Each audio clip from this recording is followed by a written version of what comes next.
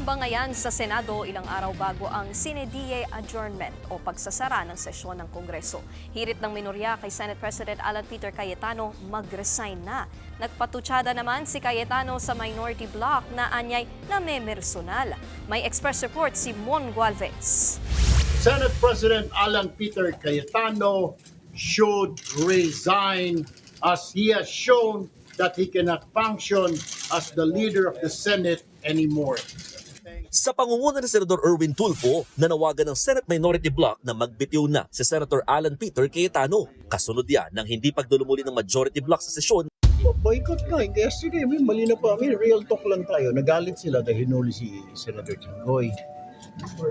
Iniisa-isa daw sila. Si Senadora Risa Ontiveros, binanatan ang panawagan ni Cayetano na makiisa ang minorya sa pag-boycott sa pag-aresto kay Senador Jinggoy Estrada.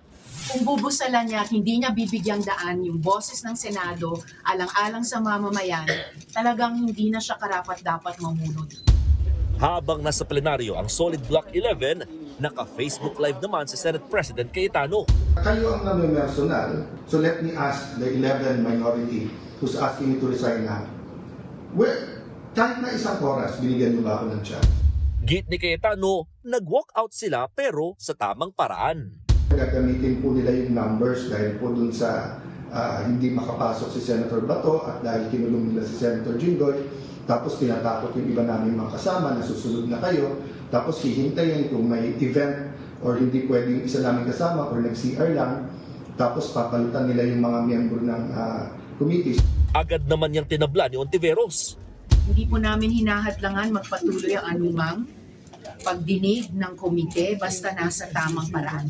Sa nauna pa niyang Facebook Live, kinumpirma rin ni Cayetano ang isiniwalat ni Senator Jinggoy na inalok siya ng minority na mag-over the bakod. So alam ko for a fact na totoo na binabargain ang kanyang kaso. I am a witness.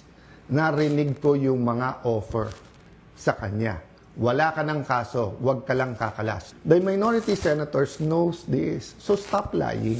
Sinagot naman ni Senator Erwin ang akusasyon na tinatakot nilang majority sa gitna ng kinaharap nilang kaso. Kaya ba diktahan si Boying Rimulyo? Kaya ba namin diktahan yung mga Sandigan Bayan Justices? Abay, nakakawalang respeto naman po at galang yun. Mensahe pa nga niya kay Cayetano.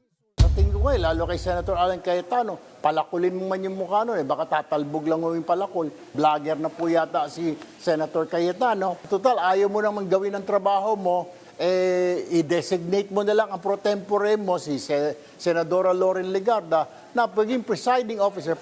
May hamon din si Senator Raffy Tulfo kay SP Alan. Inaabot ko si Alan Peter Cayetano. Kung matapang ka, pumunta ka rito, otherwise wag ka. Sakit yan, imbis na pumasok siya rito, itong si SP Alan, sa Facebook siya, papasok. You know, this is not a radio or TV program. This is not entertainment. This is the Senate of the Philippines. So we have to be more professional.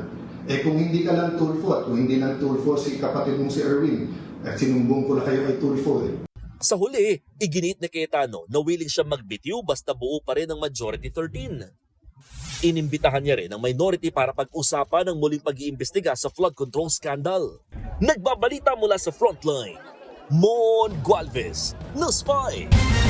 Mga kapatid, Nikki de Guzman po. Para sa pasada ng mga rumaratsyadang balita, mag-follow at mag-subscribe na sa social media pages ng News 5.